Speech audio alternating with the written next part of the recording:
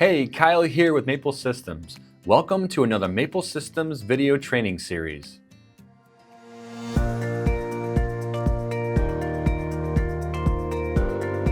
Hey there, in this video I'm going to cover how to use SNMP for network management and configure SNMP trap receivers using one of the Maple Systems Lite managed industrial network switches. So first we need to understand what SNMP is before we can dive into the configuration. So it stands for Simple Network Management Protocol. It's a standard way to monitor and manage devices on a network, so it helps detect problems or performance issues that need attention. Created by the IETF, SNMP is part of the Internet Protocol Suite and includes rules for data model, and a set of data objects. So SNMP works by using variables on devices that show their status and settings. So network management tools can check these variables to get information or sometimes change settings on the devices. Now, what is an SNMP trap? Well, it's an automatic alert on a network device like a router, switch, or server that sends to a management system to report a problem or event like a device going offline, high CPU usage, or failed connection. What is an SNMP trap receiver? Well, they are systems or software that get and process SNMP traps, which are automatic alerts sent by devices. The Lite managed network switches only act as an agent, which collects information like status, errors, or performance, and then they will send traps to a trap receiver, or NMS, which is a network management system, through software like MIB Browser, which is a software tool used to interact with devices that support SNMP. You can use MIB to receive traps the device sends when something goes wrong. So what is the purpose of SNMP trap receivers? Well, you have alert monitoring, so they receive traps when something important happens on a network device, such as a link down, CPU overload, temperature warnings, or failed logins. Real-time fault detection. So since traps are sent immediately when an event occurs, trap receivers helps admins respond quickly to network issues, logging events. Trap receivers often log received traps into databases or monitoring systems for analysis, audits, or reporting, and then triggering automated actions. So some systems can act on specific traps. For example, sending an email, creating a ticket, or rebooting a service. So for example, a router detects that one of its interfaces has gone down. It then sends an SNMP trap to the trap receiver. The trap receiver logs the event and alerts the network admin or monitoring dashboard. Now we're back in MapleLink Lite. So you want to log in to your MapleLink Lite, and then here, go over to Management and then SNMP.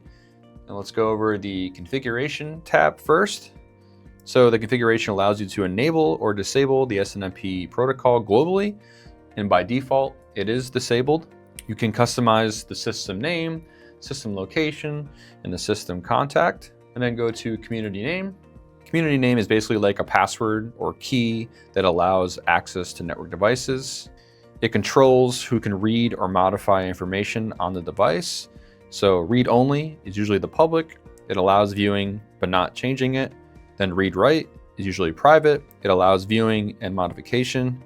So if the device recognizes it, it responds. If not, access is denied. So you want to think of it like a door. The right key lets you in, which is read and write, and the wrong key, you are locked out. So back in MapleLink Lite, under the community name, you have your community string. So this functions like a password. It defines the security parameters. By default, the string is set to public, so which is read only. You can change this, of course, to read write. Network ID of trusted host. So the IP address consists of two parts, network ID and host ID. So you would type the IP address of the remote SNMP management station here, and then you type the length of the subnet. So mask bits, so like 255.255.255.0, that is 24 bits because 255 in binary equals 8 ones. So 8 plus 8 plus 8 equals 24 bits. So you'd put 24 here for that example. So then you want to go over to trap event. Here is where you will select your trap event settings. So the trap event settings, alarm, overheat, you can select here. This is when the system's temperature is too high, overload, system overload, power fail, when the power is over voltage or under. Also, this goes for redundant power, whether that's over or under. BPDU guard, when the port is blocked, you'll see the trap here, or a port state change as well. Loop detection, when the port is blocked by loop detection, you'll see port admin state change is if this is enabled or disabled by the admin. Port link change, when the port linking up and down is changed. STP topology, when that state changes. And traffic monitor, whenever a port is blocked, you will see that in the traffic monitor. Then you go to port trap event. Here you can select your range of ports. You can enable or disable trap events when the port link is changed, and then go to trap receiver. So the IP address, you'll enter the IP address here, the trap station. The trap station is in dotted decimal notation. And then the version is either version 1 or 2. And so the community string right here, that's that password that we talked about. So those are the settings in your SNMP. Now I want to take a look at a real life scenario. So the scenario is an automated manufacturing plant. So CNC machine networking monitoring. An automated manufacturing facility uses a fleet of CNC machines controlled and monitored through a centralized network. So each CNC machine, along with supporting devices like industrial switches, PLCs, temperature controllers, and power supply units, is SNMP enabled.